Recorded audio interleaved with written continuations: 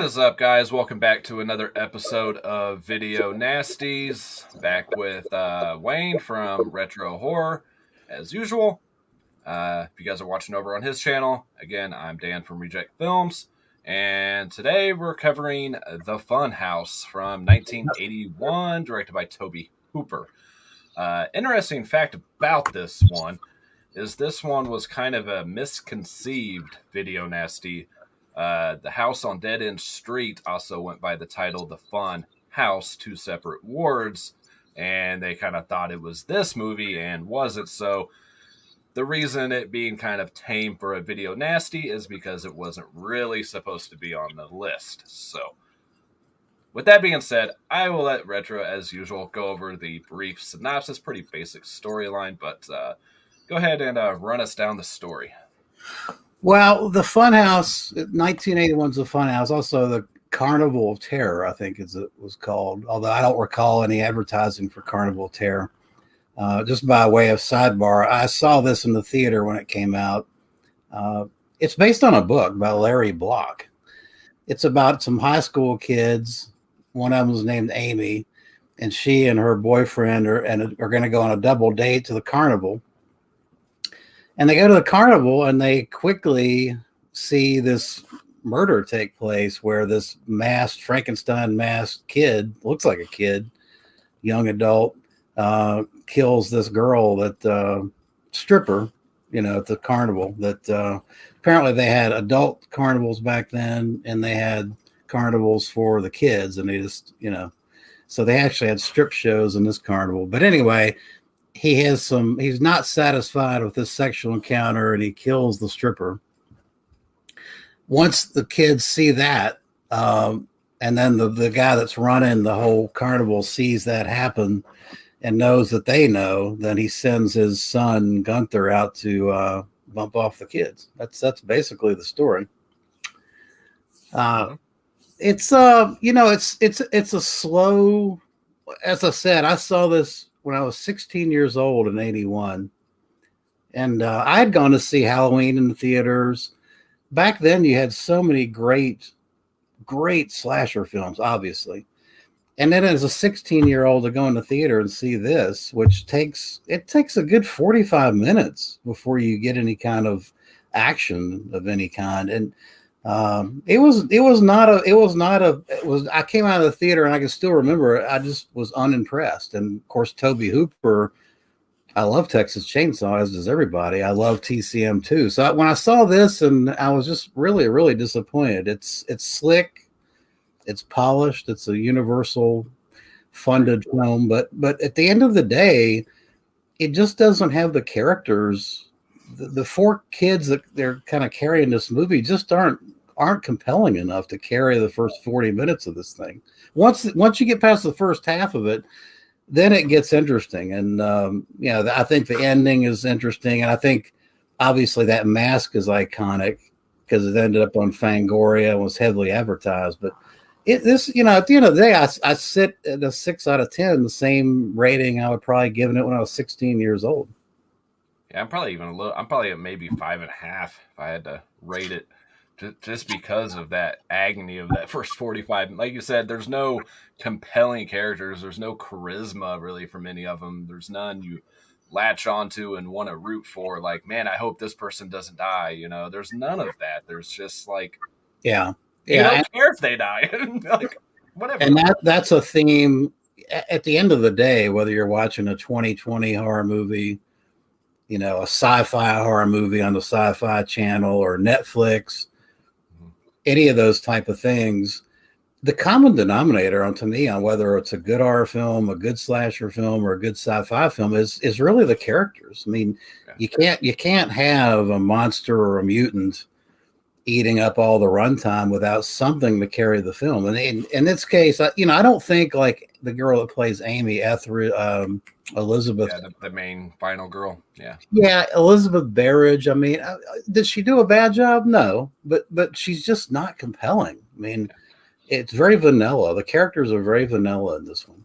I mean, I don't think that was any fault of hers. I mean, I just think the script, the lines she was given and everything. I mean, she did show some good scenes just without talking, when she's out looking at all the barkers, which were played all by the same guy, by the way, which Right. is a pretty interesting fact. And she kind of zones in on each of the barkers, they were called back then, the guys announcing what was going on at said event. She did give a good look in that scene, and she does have some little kind of mesmerizing moments, but nothing dialogue wise that was gripping. Yeah.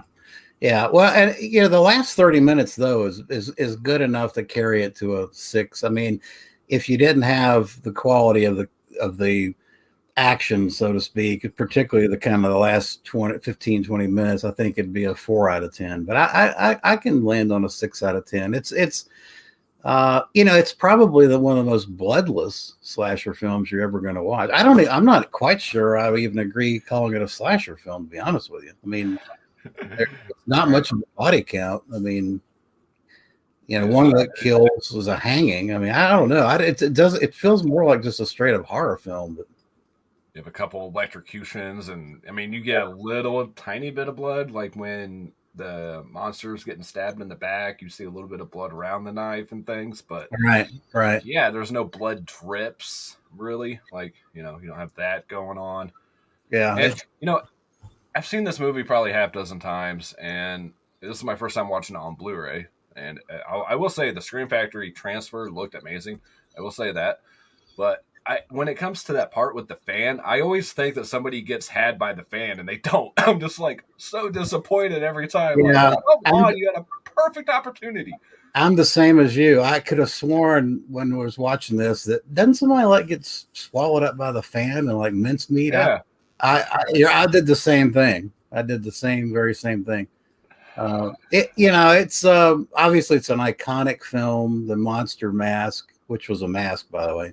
Oh yeah, and you can really tell, especially when they're in that room with the chains and the gears and stuff. There's a shot that pans to the back side of him. You can see the line of the mask in that scene really well. Yeah, I mean, obviously it made the cover of Fangoria, and there was a lot of hoopla with that regard. But I mean, other than that, and it's a slick, polished film, and it looks good. It's just not. There's not a lot of meat on the bones, particularly. It is a great score too. One of the features on here was with the composer, and it is a really nice score. Done by an orchestra and all that. He didn't want to use the synthesizers or anything. Right. Yeah, the score was good. Universal backing it. They had the money to pay for a good score, but like you said, it started out as a low budget $400,000 film, and then Universal's here's $3 million, and it's okay. Apparently they screwed Larry Block out of his money. He got small independent horror film funds for the rights to his book, and then but then Universal came back and was going to do a novel, and they had to pay him apparently. So he did end up getting $10,000 instead of $1,000 originally or something. Yeah, that sucked. And then they did add the opening scene afterwards, as you caught, I'm sure too, in the special features that they felt the same as us. Universal did hey, nothing happens in this movie. So they went back and reshot that opening scene with her brother doing the little psycho montage. Right. That way you were drawn into it right away. And then you have 40 minutes of just people chatting and doing stupid shit that isn't very entertaining. But, well, the Universal, I guess, was trying to compete with Paramount because, at that point, Friday the 13th was out, and they were trying to do their Teens in Peril movie along the lines of Paramount. And when you compare this film to the first 4 or 5 Friday the 13th, it's the characters. I mean, a lot of the Friday the 13th, I mean, you've got iconic, at least 1 or 2 iconic characters that are entertaining for the first 30 minutes before you get the kills. But it's that, and it's that Harry Manfredini score, man. That just really does it. Yeah. And you just shake your head as to why this is a nasty, but as you pointed out, I think it was just a mistaken mix up, right? Yeah. Yeah, I didn't know if you had known that already. I just wanted to throw it out there and not give you a heads up.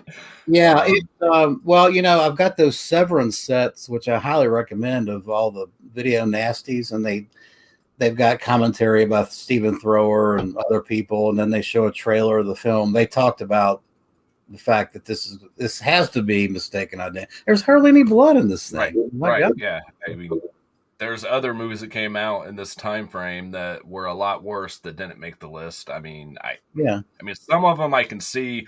Okay, there was one scene in here that was really over the top, or a really violent rape scene or something like that. I can see why it made the nasties list, but there's none of that in here. I mean, there's Nothing. barely any nudity. You have the opening scene nudity, which to me, that scene always really threw me off too. It's like I know as a kid you're not really thinking about it, but it's like it's your sister, man, And then I don't know, and then he just kind of stands there and looks at his own sister naked. But Yeah. I'm glad they threw that in there because without that, you only have like one other scene of very brief nudity when they're in the fun house after it closes and they're on the ground. You see like a brief second of nudity, and that's it. Well, I was kind of wondering. I listened to the Tobe Hooper commentary. I was kind of wondering with that scene whether he threw it in there just to try to get an R rating. I mean, without the sex stuff, without some of the TNA, I'm not sure this thing would get an R. I mean, yeah, because I don't even think it really cusses that much either. No. Now that I really think about it, no, it doesn't. I do have one question too, though. Is like, why would they have had a real sword in the funhouse? Yeah, that just kind of like really. Well, I don't know. Well, this was a unique funhouse. I mean, you had Yeah. adult strip joint entertainment combined with kids entertainment in the same damn venue. So, Yeah, and it didn't look very portable. He's like, we're out of here in the morning, but you can see, it had an underground part, and you could see from the outside shot, like the building itself is on the ground. Like, right. I don't know how.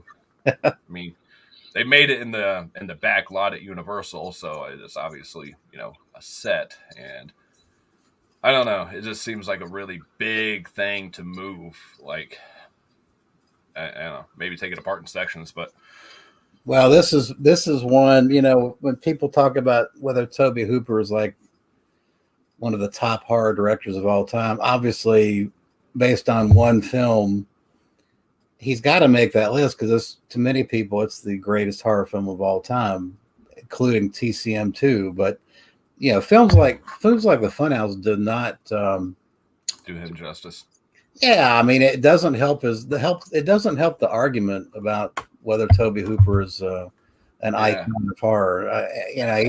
It misses the mark big time. It missed the mark in '81 when I saw it, and it missed the mark. Late when I was 16, it missed the mark. Now I'm in my 50s, it still misses the mark for me. So, yeah.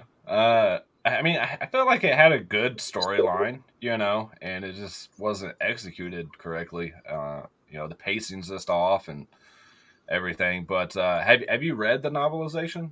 No. Mm-mm. See, I wonder if that's better than the movie because it came out after the film. So I wonder if they threw some stuff in there to really amp up things and give some more backstory to the characters and everything. Yeah, one guy did a great job though. The main Barker guy, his dad, he did a great job as his dad character. I thought he was probably the strongest actor in this. Oh, the Barker he was great. He was great. They should have spent a lot more time. I think they should have gone much more into his backstory and his son's backstory. Maybe cut out 10 minutes of the kids and throw in 10 minutes of backstory, and that would have probably helped it. That's why I was wondering if maybe they do that in the novelization, if you had read it. But no, I know they were talking about doing that when they were trying to decide what to add to the beginning. They were talking about, showing like some kills at a previous carnival or something like that. That's really what they were trying to go with, and then just decided on the scene that they inevitably went up.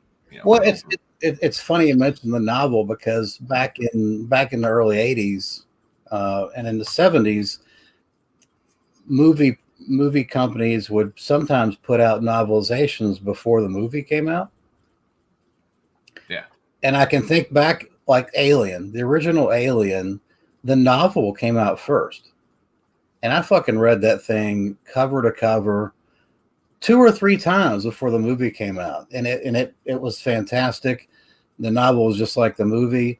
And I think it did a lot to promote the movie. Not that Alien needed any promotion, but I think if you'd have put the Funhouse novelization out first, you might have gotten a little more. Although the movie made money, I think it made like $7 million. So it's not like it was a bomb. It just they said it was like #1 in theaters, and yeah, no, it hit a bunch of theaters. I think it hit like 2,000 theaters. It was, but again, it just to me it was just kind of a flat, forgettable, disappointing. Would you say it's your least favorite Tobe Hooper film, or? Oh no. Well, for back in that time frame, anyways. Oh, at the time, I know he made some kind of garbage there towards the end, but towards the end he made some real turkey. Yeah, he did like what? Didn't he do one of the mortuary ones or something? And yeah, he did. He did the mortuary one. I mean, at the time that this came out, obviously this was his worst film. I mean, I loved Salem's Lot. I mean, the TV novels, the TV that he did of Salem's Lot scared the fuck out of me when I was a kid. I mean, when it first came out, I thought that was fantastic. Obviously TCM. So yeah, at this point in time, this was a real, that was a real miss. It was his worst film, I think. I thought it was kind of interesting too. This is just a personal thing that the producer, one of the producers, that was a Mark Lester guy, was also a producer on Truck Stop Women and Still Arena, which I just got in from 88 Films. I was like, oh, what a small world. And of course he went on to do like some really big movies as well. But yeah. Well, Steel Arena, you're gonna have a blast with Steel Arena. I love Steel Arena. That's hilarious. That's great. I will say this Funhouse, it was a really loud movie. It was a real up and down movie. I kept having to turn the volume down and back up, and the score was so overwhelming that I don't remember it being that way. It might be the Scream Factory transfer, the audio transfer on it. Right. But yeah, it was just real loud at times. Like when they're going to the Funhouse and like the thunder and lightning hits, man, that's just like real loud. And yeah. It was a little loud. Did you know? I didn't know this, but Arrow has put out it's out of print now, but Arrow put out a Blu-ray with a lot more special features on it. Yeah, they had the old, I believe they did the old window box edition. Yeah, they had a window box. I kind of like to get that. I'm not a. And of course, you did have your reverse art on there, which I love that art. And then my DVD that I still have has that art on it, the disc art. That's what's on my DVD. You like that better? I do. I like that one better. I know they rolled with this on advertising for a while too. Just the mouth, which is on my DVD. Which is another reason I just keep my DVDs anymore. Like you're not going to get anything for them, Right. And I could give them away, but then I'd probably regret it for some reason. Like, hey, on the Blu-ray, this is missing, so keep your DVD after you get rid of it or something. So I just keep them anymore just in case. But same here. I got a bunch of DVDs, and I mean, I like the new commissioned art too. So all three artworks are pretty good. I like the one guy too, the magician. Yeah, he was good. He was good, and he died shortly after this release as well. I definitely got to get the try to scrounge up that Arrow window box. I mean, even though I'm not a huge fan of the movie, I like to see some of the special features. I think there's an extra commentary on there too. I didn't even listen to this commentary. It's a good one. Tobe Hooper. Yeah. I think it's one of his better ones. He goes into great detail about how this thing went from $400,000 to $3 million as far as budget. Did you have a slip on yours? I bought this when it first came out. I don't know. I don't remember. This was probably 6 or 7 years ago this came out. Funny story. I actually gave this slip to a buddy of mine because it's pretty beat up. Like it's pretty raggedy. And then, I was like, well, I'll just buy it later on with the slip. And then the movie got sent to me. And then I was like, shit, now I need a slip. So I actually traded him back for the slip. Oh, really? I was like, because I could not find one for the life of me. At that time, they were pretty relevant, but now it's getting really, really hard to find. I don't want to pay like $20 more for a slipcover, man. I just can't. I think this may have come damaged. The slip may have been damaged on this, and that's why I don't remember. I would have kept the slip. It must have been. Well, I'm surprised it even played, man, without the slipcover. I mean, shit. No, you probably had to trick it and put a different one on it. No, it's the quality. The PQ and the audio is fine. It's excellent. Other than it is a great release. I'll give them that. I think Scream Factory did a better job back in that day. I agree. When they were a smaller company and they really took care and pride in their work. And I mean, it's going to happen with any company. Vinegar Syndrome's now growing from what they used to be. They're just as big, if not bigger, than Scream Factory anymore. Well, I mean, now their collector's editions might just have a damn trailer and they call it a collector's edition. So yeah, they did a lot better job, 5-6 years ago, I think. Well, I've noticed, and I saw it on the Event Horizon release even, they're cutting it so close to the deadline on these releases and everything that a lot of times what's listed on the cover, there's more features on there than what's listed because they printed all the slips and the inserts and stuff. And then they're like, oh, wait, hold on, we can add some more stuff. So you throw the disc in, and you're like, whoa, wait a minute. What is this? So now they're sticking to just putting and more. I noticed that you can't always tell what special features are on there. But this was definitely a homage in a way to the old Universal horror films. You had the guy wearing the Frankenstein mask, and in the opening scene, you had all these different Universal monsters. So clearly, Universal put their money into this one. The only thing that got really annoying was the alive, alive, alive. Like, okay, I heard you the first 500 times, man. Like, come on. Yeah, we get it. We get it. You're alive. Yeah.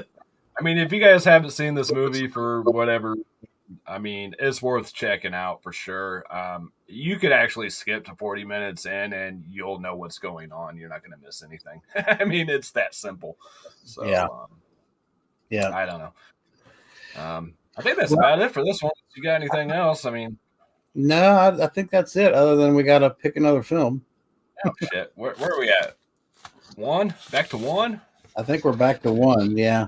I think this is the most exciting time for people watching, if they're still watching. I'm on What's next? I'm on pins and needles. All right. I'll just do like I normally do. I'll give a couple options and you pick one. House on Straw Hill. Cannibal Ferox. Or Beast in Heat. Ooh. Tough choice. I'm gonna say Cannibal Ferox. Cannibal Ferox. Have you ever seen it? I've not. I've seen Cannibal Holocaust many years ago, but I've not seen Ferox, and I just got that in. So yeah, let's do that. Let's do that one. Particularly, I was gonna say Beast in Heat, but shit, we've already done a Nazi exploitation. Probably out of way. You were wanting to do that right after we did that first one we did. Yeah, no, that's probably a bit much. Well, some of these I still got to pick up, and I think you probably do too. But I can't find some of them. Some of these are getting hard to come by. Yeah, they're not. I'm not sure all of them have releases, but Cannibal Ferox will be a good one to cover, I think. And you got the Grindhouse releasing. Oh yeah. Ox version. Yep, I do. I think that's the only one there is, and they're on Blu-ray. That's only on Blue. I think that's it. Yeah. That's all you need. Some DVDs floating around out there of some low-budget companies or something. Yeah. All right. Well, that's going to do it, guys. Thank you for joining. Again, Cannibal Ferox next time if you guys want to watch it beforehand and be prepared, I guess. And we appreciate you checking out the series and everything. So thanks for watching. Yep. Peace, love, happiness, all y'all. Catch you next time. Yeah. Bye.